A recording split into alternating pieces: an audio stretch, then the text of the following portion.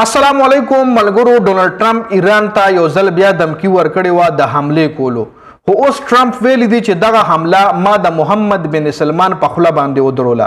محمد بن سلمان د سعودي عرب باچا چې کوم دی هغه ټرمپ ته ویلی دی چې مهرباني وکړه د حملې مه کوه، ولته پې ته حمله وکړي او ولته ایران د ستا وټ کټ زموږ نه وباسي. په دې ویډیو کې په ډیټیل سره خبره کوو. ټرمپ ایران ته د پیر او منګل ورځ ورکړې وه چې پیر یا منګل ته به زه په تاسو باندې حمله کوم، چونکې ایران هم ولا جواب ورکړو. ایران هم ولا ویلو چې موږ تیار یو راځه پې. خو په دې خبره کې هم شک نشته دی چې امریکا کم تجزیه‌نګار دی. د امریکا چې کم میډیا ده د هغې مطابق که چېرې امریکا په ایران حمله کوي نو ایران به په رد عمل کې په عرب ملکونو باندې حمله کوي. لکه ایران تاسو دې ځل خو هم وکتل چې دومره مطلب اټیکس ایران په امریکا یا په اسرائیل نه دي کړي څومره چې په یو ای ای باندې کړي دي. په څه وجه باندې چې یو ای ای کې هم دغه خلک موجود دي، یو ای ای کې هم د دغه خلکو غټې غټې فیکټرانې غټې غټې کمپنیانې دي. نو ایران ولا وایي چې هلته خو د ما میزایل در رسي نه امریکې ته، نو راشه دلته چې ما سره جغتو علاقو کې د ستا کمې فوجي اډې دي یا د ستا کم مطلب دلته ایسیډس دي نو به درله زه ټارګېټ کړم. که هلته زه نشم در رسېدی د ما خوا کې ملکونو کې خو ستا ایسیډ شته دی که نه، به درله ټارګېټ کړم.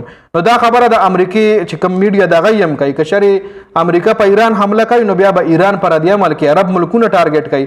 نو عرب ملکونو اوس ټرمپ ته ویلي دي چې په کلار شه د حملې نه ووړه، د حملې خبرې دې پرېږده، ته خو خپله په جاره ته خو خپله په کوم ځای کې ناست دی خو موږ پې دلته خرابې. نو د عرب ملکونو په خوله باندې ټرمپ چې کوم دی فی الحال د حمله چې کومه ده خپله کینسل کړې ده. بل ټرمپ اوس د جمعې او د هفتې ورځ ورکړې ده چې ویکینډ کې به ګورو، یعنی حمله به زه کوم پرېږدم نه ویکینډ کې به ګورو.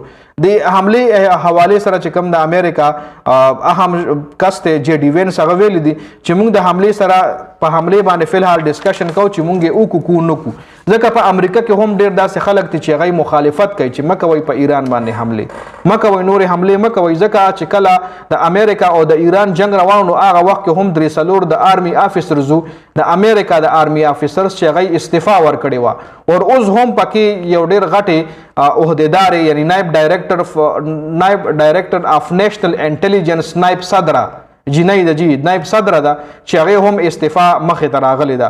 او دې جنۍ سره یو بله عهده هم وه د منیجمنټ اینډ بجټ صدرات هم دې سره و، لکه دوه د ملک اهم عهدې وې دې سره د ټرمپ د حکومت. خو دې اوس استعفا چې کومه ده هغه مخې ته راغلې ده په څه وجه باندې چې دا مخالفت کوي د دې جنګ نه. نو په دې باندې اوس امریکا چې کوم ده په ټیبل باندې ناست دي ای ډسکشن کوي چې څوک وایا موږ د حمله وکړو نه کړو. نو دې حوالې سره جې ډي وینس ویلي دي چې موږ لا په حمله ډسکشن کوو. ټرمپ خو وایي چې موږ کوو خو لا موږ پې فی الحال ډسکشن کوو. ولته ولا ایران هم وایي چې ته به حمله وکړې خو بیا د ما نه هم ښه خبرې بیا به زه هم د ستا تنصیبات ټارګېټ کوم که هغه په هر ملک کې دي، که دغلته زه نه در رسم خوا کې ملکونو کې به زه د ستا تنصیبات ټارګېټ کوم چې د هغې په وجه باندې عرب ملکونو ټرمپ ته ویلي چې بس که ظالمه په کلار شه موږ پې نور مه خرابو. خیر دا په دې ویډیو کې اپډیټ شو. د دې حوالې سره د ستاسو څه رایه ده کمنټ لازمي وکړئ.